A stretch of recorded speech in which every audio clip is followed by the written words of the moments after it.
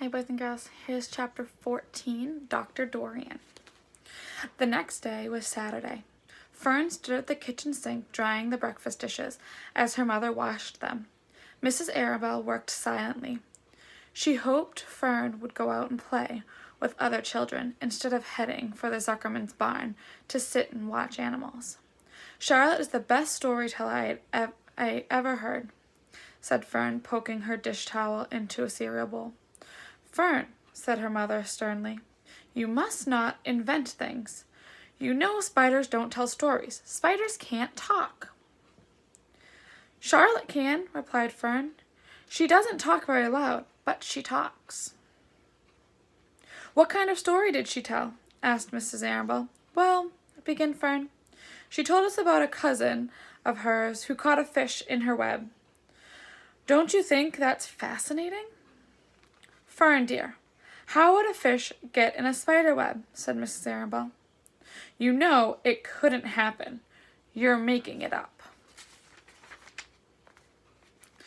Oh, it happened all right, replied Fern.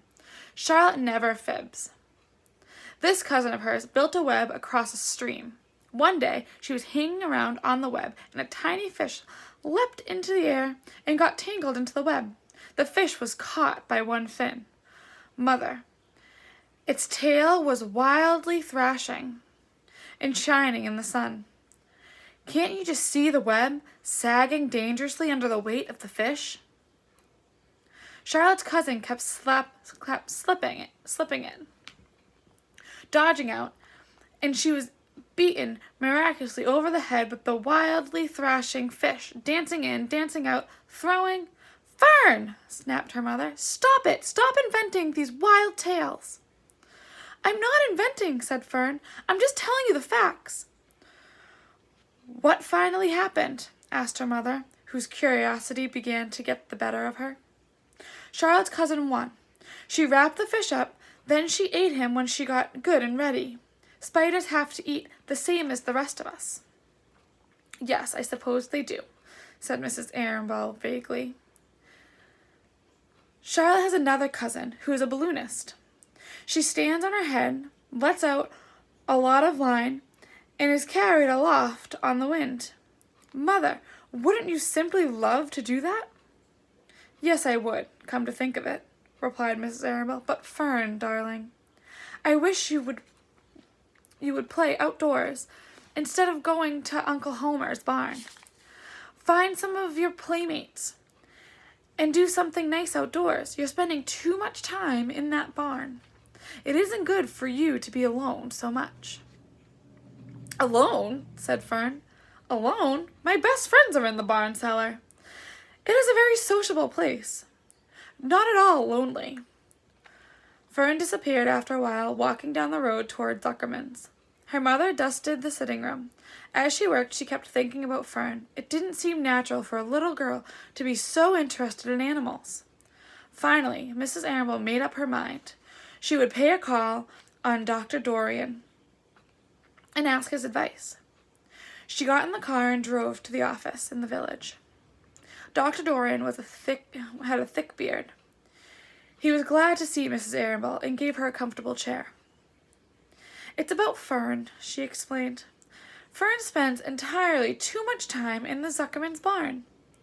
It doesn't seem normal. She sits on a milk stool in a corner of the barn cellar near the pig pen and watches animals hour after hour.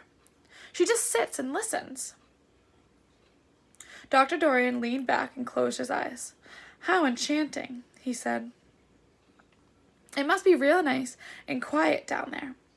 Homer has some sheep, hasn't he? Yes, said Mrs. Arabelle, but it all started with that pig we let Fern raise on a bottle. She called him Wilbur. Homer bought the pig, and ever since it left our place, Fern has been going to her uncle's to be near it. I've been hearing things about that pig, said Dr. Dorian, opening his eyes. They say he's quite a pig. Have you heard about the words that appeared in the spider's web? Asked Mrs. Arabelle nervously. Yes, replied the doctor. Well, do you understand it? Asked Mrs. Arabelle. Understand what? Do you understand how there could be any writing in a spider's web? Oh, no, said Dr. Dorian. I don't understand it.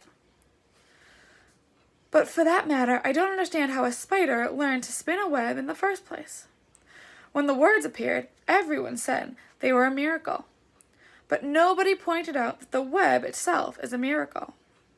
What's miraculous about a spider web? Said Mrs. Arable.